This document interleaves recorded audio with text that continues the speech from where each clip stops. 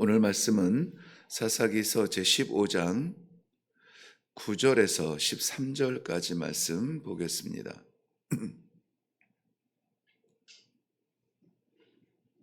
찾으셨으면 우리 한 목소리로 같이 읽습니다. 시작. 이에 블레셋 사람들이 올라와 유다의 진을 치고 레히에 가득한지라. 유다 사람들이 이르되 너희가 어찌하여 올라와서 우리를 치느냐. 그들이 대답하되 우리가 올라온 것은 삼손을 결박하여 그가 우리에게로 행한 대로 그에게 행하려 함이로라 하는지라. 유다 사람 3,000명이 에담 바위 틈에 내려가서 삼손에게 이르되 너는 블레셋 사람이 우리를 다스리는 줄을 알지 못하느냐. 네가 어찌하여 우리에게 이같이 행하였느냐 하니 삼손이 그들에게 이르되 그들도 내게 행한 대로 나도 그들에게 행하였노라 하니라. 그들이 삼손에게 이르되 우리가 너를 결박하여 블레셋 사람의 손에 넘겨주려고 내려왔노라 하니 삼손이 그들에게 이르되 너희가 나를 치지 아니하겠다고 내게 맹세라 하며 그들이 삼손에게 말하여 이르되 아니라 우리가 다만 너를 단단히 결박하여 그들의 손에 넘겨줄 뿐이요 우리가 결단코 너를 죽이지 아니하리라 하고 새 밧줄 둘로 결박하고 바위 틈에서 그를 끌어내니라. 아멘. 네, 우리 함께 기도하겠습니다.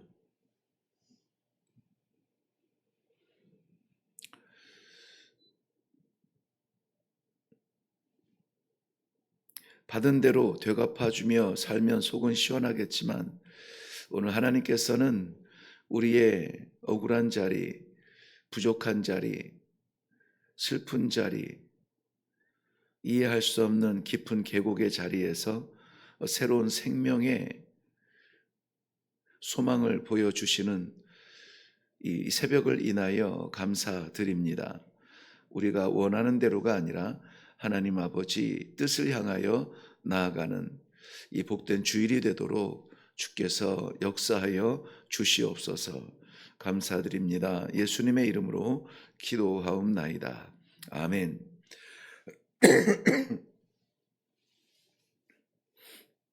네, 우리가 먼저 좀 한 가지 말씀드리고 싶은 게 한 이틀 전인가요? 13장 말씀을 묵상하면서 그때 이 삼손의 출생의 비밀에 대하여서 설명을 나눌 때 단지파의 그 위치를 설명할 때에 하나님께서 이 이스라엘 12지파에게 주신 가나안 땅 그리고 요단 동편의 땅을 이렇게 스쳐 지나가면서 설명을 하는데 그때 가장 그 끝에 실로에서부터 가장 멀리 있는 그 블레셋 사람의 이방인들의 접경 지역 끄트머리를 설명하는데 그 북쪽 끝이라고 이렇게 그 단지파에 대해서 지역은 이 두 곳으로 분리가 되는데요.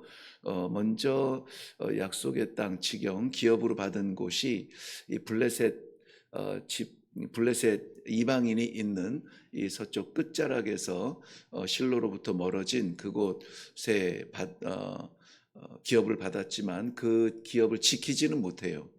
지키지 못하고 그 믿음을 끝까지 붙들지 못하고 실로를 바라보지 못하고 블레셋 주변에 있는 이방인들의 우상을 따라 섬기며 나중에는 이 단지파가 그 땅을 다 빼앗기고 북쪽으로 쫓겨갈 때에도 그 제사장들의 그 도구를 그 에봇이나 이것을 훔쳐가지고 도망가서 그것을 이제 우상 삼게 되는데요.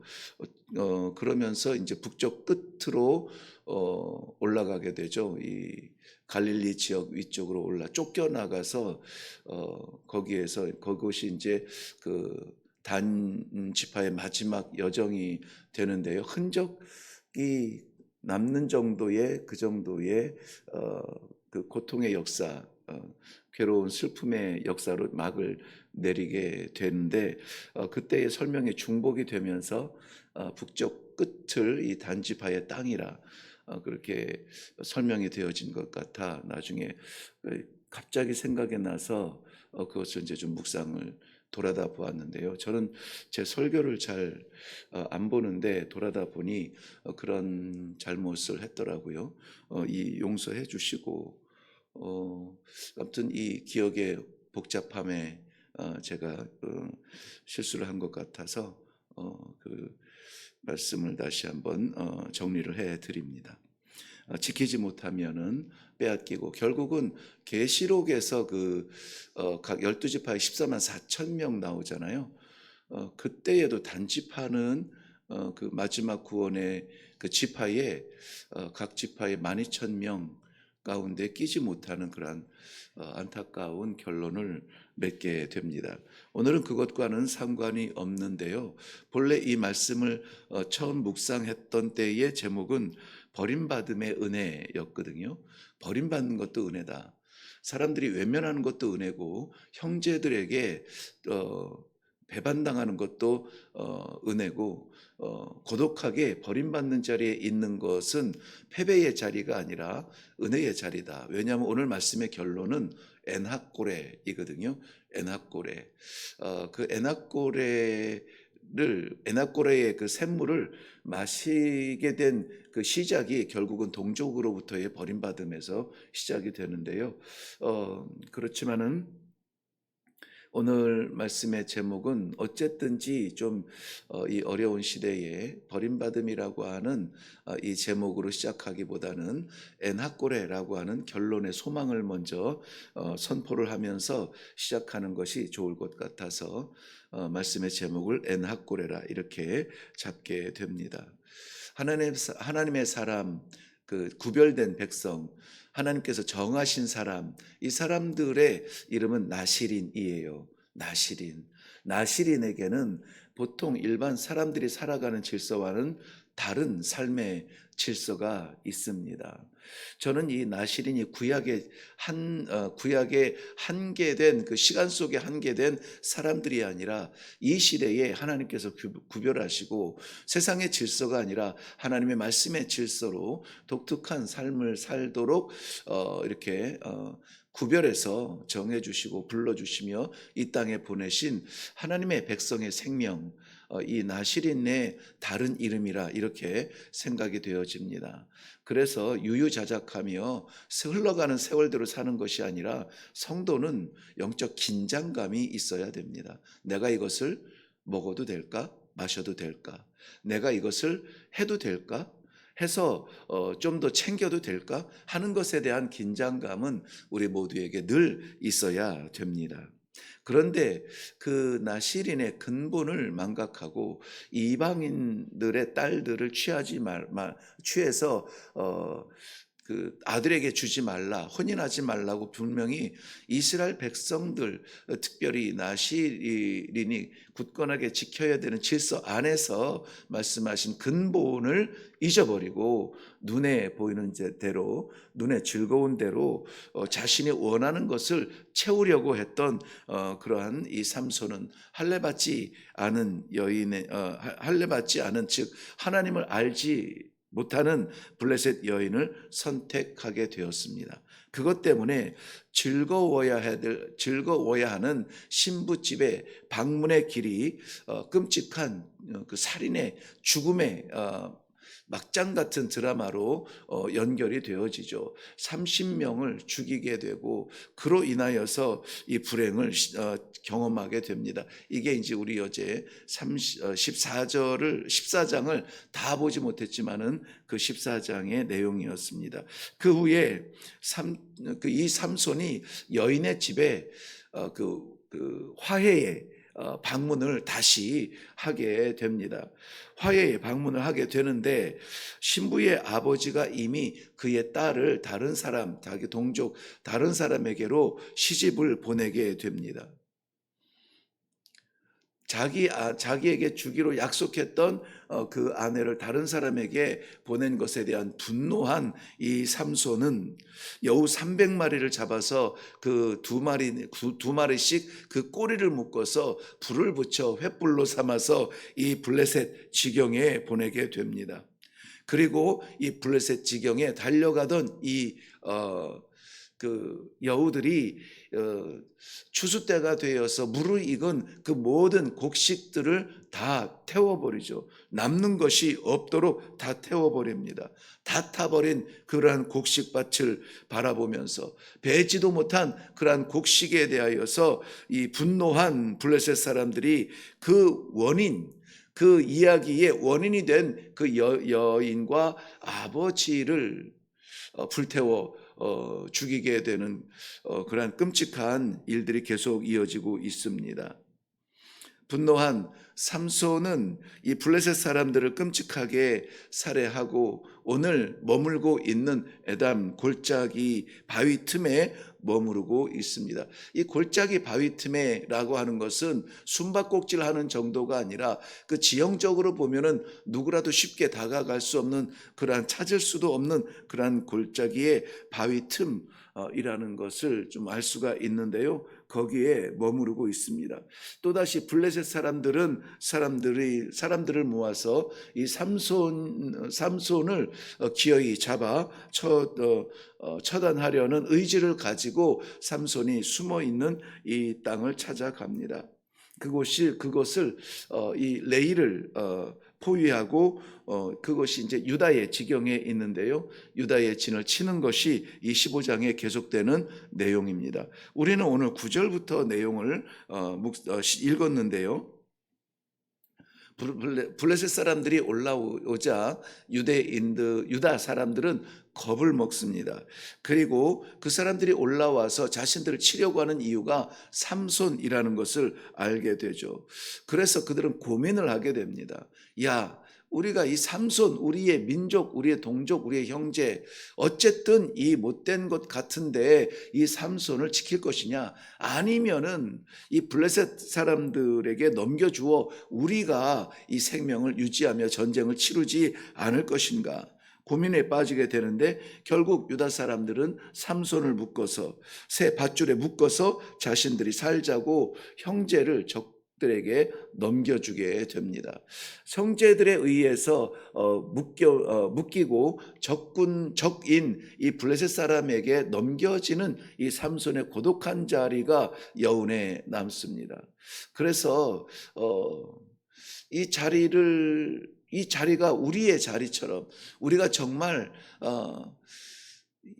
넘겨질 수밖에 없는 배반의 자리에서 예수님처럼 믿었던 제자들조차 등을 돌리고 도망가 버린 마지막 자리에 고독하게 혼자 남은 것 같은 그러한 쓸쓸함이, 믿음을 지키려고 성도의 삶으로 하나님을 바라보며 살기로 작정한 그러한 성도들의 삶이 때로는 이렇게 외면당하고 또 고독한 자리에서 던져진 것 같은 그러한 이 형편들, 우리는 어떻게 그 시간을 이겨낼 수 있을까 하는 그러한 마음이 들어서 먼저는 이 버림받은 삼손의 그 고독한 자리를 보았던 것입니다.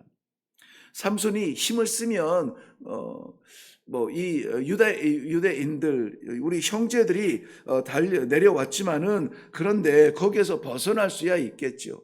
어쩌면은 그렇게 해서 본인은 살아날 수 있을 그러한 능력은 있을 것 같아요. 그런데 삼손은 그러지 않았습니다. 의지하고 있던 형제들의 땅에서 배반을 당하고 오히려 묶여서 버림을 당하는 할지라도 그 길을 택하게 된 이 삼손의 마음에는 무엇이 있을까요? 삼손은 결국 그렇게 적군들의 손에 넘겨지게 됩니다. 비통한 순간이죠. 그런데 그 자리가 끝이 아니었습니다. 그렇게 해서 삼손은 무너지고 망하지 않았다는 것이죠. 왜냐하면 하나님께서 나실인으로 부르셨기 때문입니다. 형제들의 손에 의해서 끌려나간 이 삼손이 원수들 앞에 섰을 때 그야말로 버림받은 고독한 그 자리, 억울하기 짝이 없는 그 자리, 하나님께서는 그 자리에 예비해 놓은 것이 있었습니다. 그것은 나귀의 턱뼈였습니다. 나귀의 턱뼈. 나귀의 턱뼈가 드러날 정도라면은 그곳은 그저 이 한 마리의 나귀가 죽어져간 자리가 아니라 이미 그렇게 버려진 땅, 아무도 돌보지 않는 그러한 땅이었을 것입니다. 참으로 마르고 보잘것없는 그 턱뼈 하나가 눈에 보이게 됩니다. 동족을 쳐서라도 자신은 살 수 있었지만은, 그러나 동족을 치기보다는 자신이 붙들리게 되는 그러한 고독한 자리를, 버림받는 자리를 택한 이 삼손에게 예비된 것이 나귀의 턱뼈였다는 것입니다. 그런데 성도 여러분, 왜 이거냐고, 내가 기꺼이 이길 수 있었지만은 참고 견디고 형제를 죽이지 아니하고 버림받음을 택했던 나에게 예비된 것이 이것뿐이냐고 우리는 아쉬워 섭섭해 할 것 같지만, 그런데 그 나귀의 턱뼈가 하나님께서 주신 것이라면 그것은 능력이 됩니다. 우리에게 남겨진 것이 바싹 마른 쓸모없는 나귀의 턱뼈만 남아있고, 다 떠나가고 다 빼앗기고 남은 것이 없는 버림받은 자리에, 고독한 그러한 순간 그 자리에 머물러 있는 것 같은 적막 속에서 하나님께서 주신 것이라면, 맡기신 것이라면, 보이시는 것이라면 그 나귀의 턱뼈가 능력이 되는 것입니다.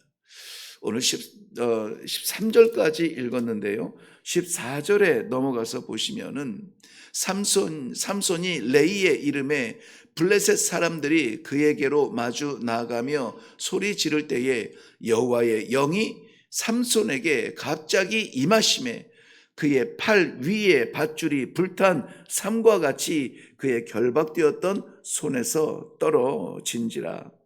하나님의 영이 삼손에게 강력하게 임했다고 했습니다. 그리고 그는 밧줄을 끊어버리고 보잘것없는 이 나귀의 턱뼈로 천명을 죽이게 되고, 그 땅이 레이에서 라맛 레이라, 턱뼈의 산이라 그렇게 부름받는 땅으로 변하게 된 것입니다. 턱뼈의 산. 삼손의 이름이 기억되는 자리가 아니라 하나님의 영이 강력하게 임하여 나타난 능력의 자리가 되는 것입니다. 라맛 레히.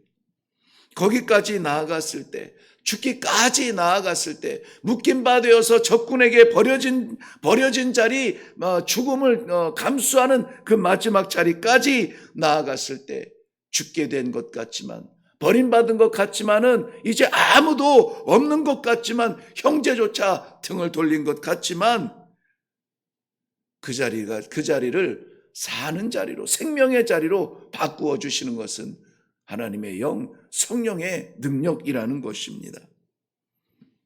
그때에 이 천명을 나귀 턱뼈로 치느라 지나여 드디어 마지막 고통의 끝자리에서, 이것이 내 삶의 끝인가 보다. 주님, 내가 죽게 되었습니다.